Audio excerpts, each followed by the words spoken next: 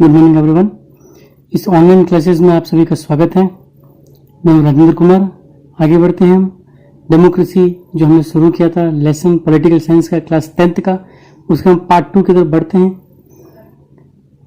पिछले जो पार्ट था हमने उसमें पढ़ा था डेमोक्रेसी के अलग अलग फॉर्म्स, यानी उनके अलग अलग रूप, और अब जो हम पढ़ेंगे वो है various theories and concept of democracy, मतलब लोकतंत्र संबंधी विभिन्न सिद्धांत एवं दृष्टिकोण, यानी हम इसके सिद्धांत और दृष्टिकोण जो है वो हम पढ़ लेंगे। कंसेप्ट एंड थ्योरीज हम देखते हैं। तो हम जान लेते हैं, पहले देख लेते हैं क्या चीज है। Let us look at the what is various concept and theories. So democracy in itself has broad ideology, मतलब डेमोक्रेसी जो है, लोकतंत्र जो है इसका अपना एक अलग ही ब्रॉड आइडियोलॉजी है। ठीक है, ये बहुत ही विस्तृत इसका विचार है। And there is a difference of opinions among scholars about that who makes the actual conception of power in democracy, यानी कि अलग अलग जो स्कॉलर्स जो विद्वान रहे हैं दोस्तों, विद्वानों के बीच में भी बहुत ही उनके जो विचार हैं उन विचारों में बहुत ही डिफरेंस आता है, बहुत ही अंतर आता है। अंतर यह आता है कि वो सोचते हैं कि who makes the actual conception of power in democracy, लोकतंत्र में सत्ता का वास्तविक उपभोग कौन करता है, यानी कि लोकतंत्र में सत्ता का वास्तविक उपभोग कौन करता है। What kind of relations are there between the rulers and the ruling class, यानी कि रिलेशन यानी जो संबंध किसका, रूलर यानी जो शासक और रूलिंग क्लास यानी जो शासित वर्ग जिस पर शासन किया जा रहा है, उनके बीच में क्या रिलेशन, उनके बीच में क्या संबंध होने चाहिए। ठीक है ना। Because of these differences, theories have been presented. इन्हीं अंतर की वजह से ये जो अंतर आए हैं, जो डिफरेंस आए हैं, इन्हीं डिफरेंस की वजह से अलग अलग थ्योरी जो है, जो अलग अलग जो सिद्धांत है वो दिए गए हैं, प्रस्तुत किए गए हैं। जिनमें से प्रथम जो सिद्धांत है traditional liberal theories and concept of democracy, इन लोकतंत्र का परंपरावादी, ट्रेडिशनल परंपरावादी जो पहले से चला आ रहा है, और उदारवादी सिद्धांत और उनका दृष्टिकोण यानी कि उनका नजरिया। ठीक है।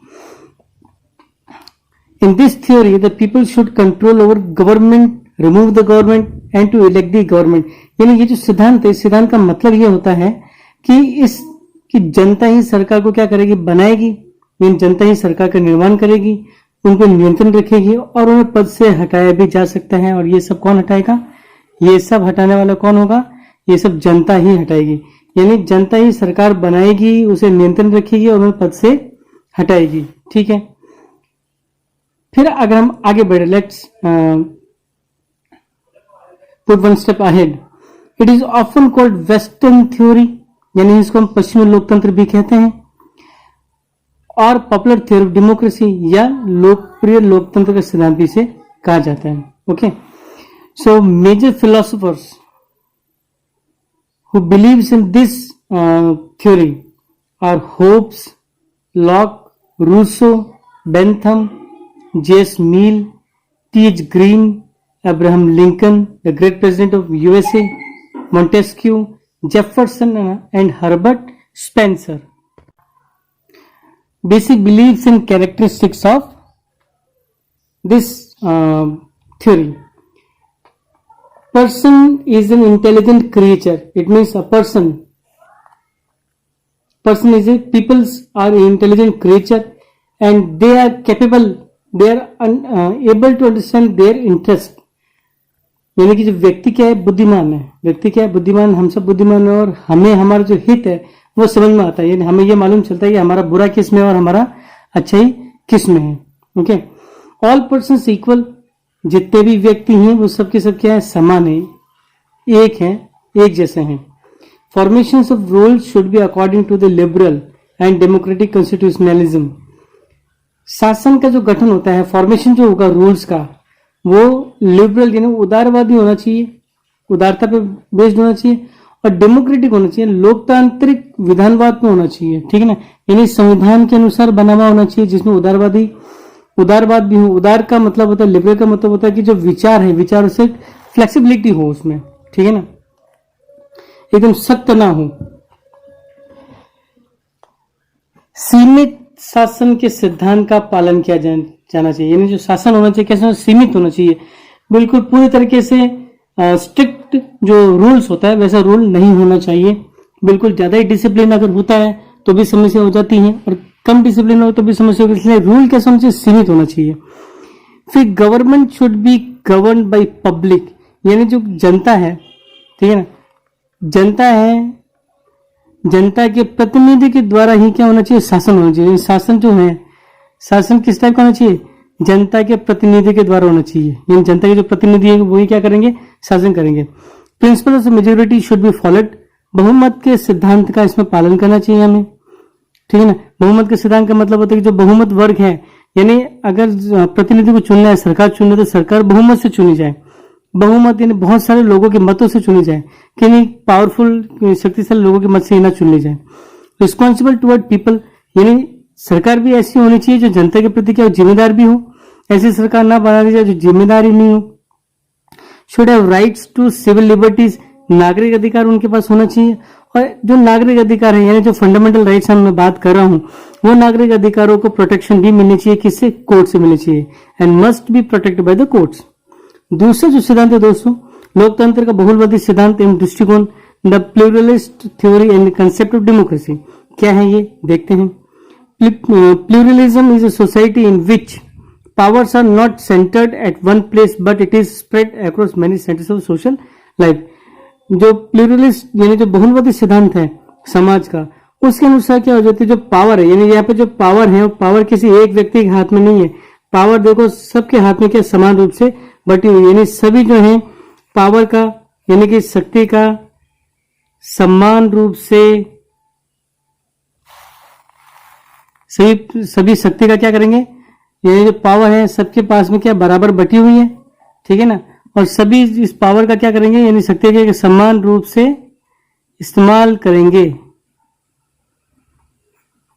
समान रूप से क्या करेंगे दोस्तों, इस्तेमाल करेंगे। It believes in federal form of society. Federal form का मतलब होता है बहुलवादी सिद्धांत, यानी सभी के पास समान शक्ति है। कैसे, जैसे हमारे भारत के अंदर तो केंद्र सरकार के पास अपनी शक्ति है, केंद्र सरकार ने शक्ति राज्यों को दे रही है, राज्यों ने अपनी शक्ति पंचायत को दे रही है, यानी ये सभी रूप जो है, सभी जो स्तर हैं सरकार के, वो समान रूप से क्या कर रहे हैं, सरकार का नियंत्रण कर रहे हैं और शक्ति का समान रूप से बंटवारा किया जा रहा है। मेजर फिलोसफर यानी जो मुख्य विचारक हैं इसके, यानी इस सिद्धांत को मानने वालों में से H.J. लास्की है, अर्नेस्ट बार्कर है, मिस फॉलेट है, G.D.H. कोल है, डिग्बी है, ठीक है।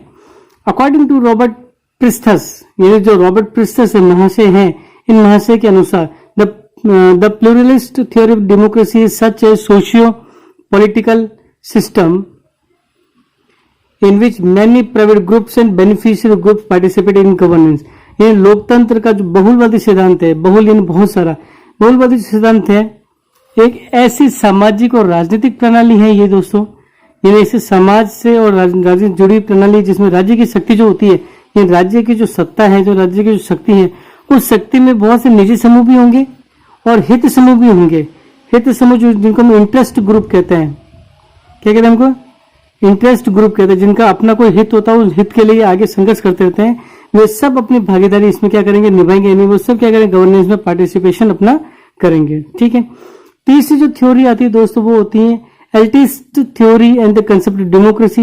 ये लोकतंत्र का विशिष्ट वर्गीय सिद्धांत, विशिष्ट वर्ग यानी जो स्पेशल ग्रुप जो होते हैं, स्पेशल पर्सन जो होते हैं, उनका सिद्धांत क्या कहता है वो भी देख लेते हैं। ये लोग मानते हैं कि जो पब्लिक होती है वो दो वर्गों में बटी हुई होती है, जिनको हम एलिट कहते हैं। एलिट का मतलब होता है स्पेशल पीपल, ठीक है, और नॉर्मल पीपल में होती है। अब जो एलिट पीपल होते हैं, जो स्पेशल पीपल जो होंगे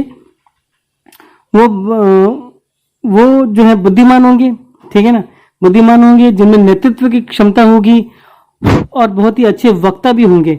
ये ऐसे होंगे जिनमें बोलने की, यानी वक्ता है, यानी बोलने की अच्छी क्षमता है, और अपनी इसी क्षमता की वजह से ये क्या कर सकेंगे, लोगों को अपनी तरफ आकर्षित भी कर सकते हैं। तो ऐसे लोग क्या करेंगे कि अपनी अपनी राजनीतिक पार्टी बनाएंगे, चुनाव लड़ेंगे, ठीक है ना, यानी राजनीति में अपना पार्टिसिपेशन करेंगे। अब दूसरा जो ग्रुप होता है वो नॉर्मल पीपल का होता है, और नॉर्मल पीपल देखो बहुत ज्यादा है, यानी स्पेशल लोग तो बहुत कम होंगे, ये ज्यादा होंगे। ये क्या करेंगे, इन्हीं को अपना प्रतिनिधि चुनेंगे। जैसे हम देखते हैं अपने जो नरेंद्र जी मोदी हैं, ठीक है, इनकी बात हम बहुत अच्छे से मानते हैं। महात्मा गांधी जो हैं, महात्मा गांधी जी की भी बात देखिए, एक बार वो बोलते थे कि हमें आज इस आंदोलन में भाग लेते, सब लोग उस आंदोलन को मान लेते थे। अच्छा, इन लोगों एलिट्स का मानना था कि इनकी लीडरशिप की कैपेसिटी होती है, नेतृत्व क्षमता होती है, इंटेलिजेंट यानी बुद्धिमान होते हैं, वो गुड स्पीकर यानी अच्छे वक्ता भी होते हैं। नॉर्मल पीपल जो होते हैं वो लेजी यानी आलसी होते हैं और ये पॉलिटिक्स में पार्टिसिपेट नहीं करते हैं, राजनीति में भाग अपना नहीं लेते हैं। मेन थिंकर जो है मोस्का, जिसने किताब लिखी रूलिंग क्लास, जिसमें इसने अपने विचार लिखे। पेरेटो, जिसने माइंड एंड सोसाइटी लिखी पुस्तक है। रॉबर्ट माइकल, पॉलिटिकल पार्टीज लिखी। C.W. Mills, powers of elite. O.Y. Gasset, जिन्होंने रिवॉल्ट्स ऑफ मासेस लिखी, ये किताब है। फिर Marxist theory and the concept democracy, ये लोकतंत्र, मार्क्सवादी सिद्धांत और दृष्टिकोण। इनका मानना है कि जो लोग होते हैं वो दो ग्रुप में बटे होते हैं, एक तो होता है पावरफुल पीपल का और एक होता है वीक पीपल यानी कमजोर लोगों का। जो शक्तिशाली वर्ग है वो कमजोर वर्ग का क्या करेंगे, शोषण करेंगे। क्या करेंगे, शोषण करेंगे।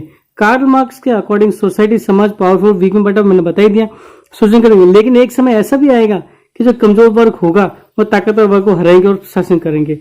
मेन जो थिंकर हैं इसके फ्रेडरिक एंगल्स हैं, लेनिन, स्टालिन, माओ त्से तुंग, ठीक है, जो कि चीन का व्यक्ति था। ये सब इसको मार्क्सिस्ट को मानने वालों में से थे। पांचवा जो सिद्धांत है इसका लोकतंत्र का समाजवादी सिद्धांत या दृष्टिकोण, जिसको हम सोशलिस्ट थ्योरी कहते हैं। इनके अनुसार the rights to society on the resources of production is called socialism, यानी सोसाइटी के जो रिसोर्सेज जो प्रोडक्शन पे, उन पे जो अधिकार है समाज का, उसी को हम सोशलिज्म या समाजवाद कहते हैं। सोशलिस्ट थ्योरी क्या कहती है कि पॉलिटिकल जो फ्रीडम है प्लस इकोनॉमिक इक्वालिटी, ये दोनों होगी तो पॉलिटिकल फ्रीडम से लिबर्टी मिली, लिबरल डेमोक्रेसी होगी, और इकोनॉमिक इक्वालिटी से जो है एक बार जो है वापस देख लेते हैं। लोकतंत्र मार्क्सवादी सिद्धांत में समझा दो एक बार वापस, शायद आया नहीं था इसमें। देख लेते हैं यहाँ पे कि जो इनका कहने वाला है कि जो लोग होते हैं वो दो वर्गों में बटे हुए, तो पावरफुल लोग होते हैं यानी जो शक्तिशाली वर्ग है, और वीक पीपल, इट मीन्स जो कमजोर वर्ग है। Powerful people always exploit weak people, यानी पावरफुल जो लोग होंगे वो क्या करेंगे, एक्सप्लॉइटेशन करेंगे। किसका करेंगे, कमजोर लोगों का करेंगे। अकॉर्डिंग टू कार्ल मार्क्स के अनुसार society is divided into two parts, powerful and weak. Powerful always exploit weaker section, but after some time weaker section struggled hard and defeated that powerful person and then they govern on them। मतलब कि कुछ समय बाद कमजोर वर्ग क्या करेगा, ताकतवर वर्ग को हरा देगा। कमजोर वर्ग ताकतवर वर्ग को हराएगा और शासन करेगा। मेन है फ्रेडरिक एंजल, लेनिन, स्टालिन, ये है रशिया के। माओ त्से तुंग जो है चीन के हैं ये भाई साहब। अब लोकतंत्र का समाजवादी सिद्धांत, socialist theory, the right to society on the resources of production is called socialism. ये समाज का उत्पादन के जो साधन हैं, संसाधन, उन पे जो अधिकार है उसी को हम समाजवाद कहते हैं। यानी जिस समाज का उत्पादन के संसाधनों पे अपना अधिकार होगा वो क्या कहलाएगा, समाजवाद कहलाएगा। ओके, सोशलिस्ट थ्योरी क्या कहती है, ये कहती है socialist theory says that political freedom brings liberal democracy plus economic theory brings Marxist democracy. अगर पॉलिटिकल फ्रीडम होगी यानी कि राजनीतिक आजादी होगी तो हमें क्या मिलेगा, उदारवादी डेमोक्रेसी मिलेगी। यानी आपके जो पॉलिटिकल जो विचार है यानी आपकी राजनीति जो है वो उदारवादी अगर होगी, अगर फ्रीडम है, सबको अगर चुनाव लड़ने का अधिकार मिलेगा तो डेमोक्रेसी की लिबरल हो जाएगी। और अगर इकोनॉमिक यानी सभी को समान वेतन अगर सभी का हो जाए और समान यानी संसाधन उनको मिल जाए सभी लोगों को, तो वो मार्क्सिस्ट डेमोक्रेसी कहलाएगी। तो ये थी that is the main principles of the democracy. So let's start about the kinds of democratic government. So there are two types of kinds of democratic government. Number one is direct or pure, means प्रत्यक्ष और शुद्ध, ठीक है। We will discuss this in detail. Next is indirect or representative democracy, मतलब अप्रत्यक्ष या प्रतिनिधि लोकतंत्र। So let us discuss one by one. Direct democracy means public itself directly uses the governance power of a state. यानी कि जो जनता है स्वयं प्रत्यक्ष रूप से राज्य की प्रभुत्व शक्ति का पूर्ण प्रयोग करेगी। यानी जनता खुद क्या करेगी, जो राज्य की जो शक्ति है उसका खुद प्रयोग करेगी, ठीक है ना। अकॉर्डिंग टू हर्न Shaw, in its actual meaning democratic government is such government in which the entire public directly और इनडायरेक्टली विद और without representative uses the powers of governance. यानी वास्तविक अर्थ में अगर हम देखें लोकतांत्रिक सरकार क्या होती है, तो लोकतांत्रिक सरकार वो सरकार होती है जिसमें पूरी जो जनता है सीधे यानी प्रत्यक्ष तरीके से या अप्रत्यक्ष तरीके से प्रतिनिधियों के बिना या प्रतिनिधियों सहित शासन की जो शक्ति है वो खुद स्वयं जो है इस्तेमाल करेगी, यानी संपूर्ण जनता प्रत्यक्ष रूप से स्वयं बिना प्रतिनिधियों के प्रभु सत्ता का प्रयोग करती है। यानी इस प्रकार की जो गवर्नमेंट होगी उसमें प्रतिनिधि नहीं होंगे, यानी प्रतिनिधि को चुना नहीं जाएगा, जनता स्वयं सारा कार्य करेगी। और इसका सबसे अच्छा उदाहरण है स्विट्जरलैंड है। लेकिन but there is a limitation also. This system is only possible in small states with less population and Switzerland has only 5 cantons.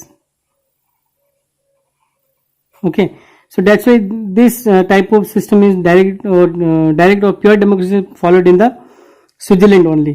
तो ये कि स्विट्जरलैंड के अंदर केवल 5 कैंटन है। कैंटन उनके राज्यों को कहते हैं, छोटे छोटे राज्य हैं, इसलिए वहां पर वो सब काम कर लेते हैं। जैसे हमारे पंचायत में गांव में होता है ना, गांव के अंदर जितने भी निर्णय लिए जाते हैं वो गांव के बड़े लोग मिलकर ले लेते हैं कि भाई हाँ हमारे गांव में ये चीज की कमी है तो पूरा उसको करना है।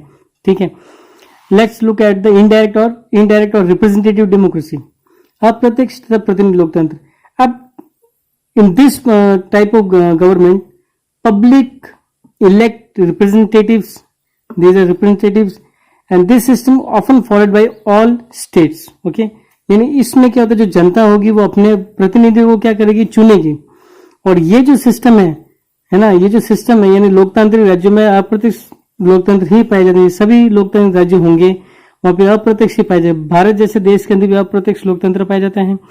In America, there is also indirect or representative democracy. Britain, France, all these are the examples of the indirect or representative democracy. Thank you a lot. Thank you very much.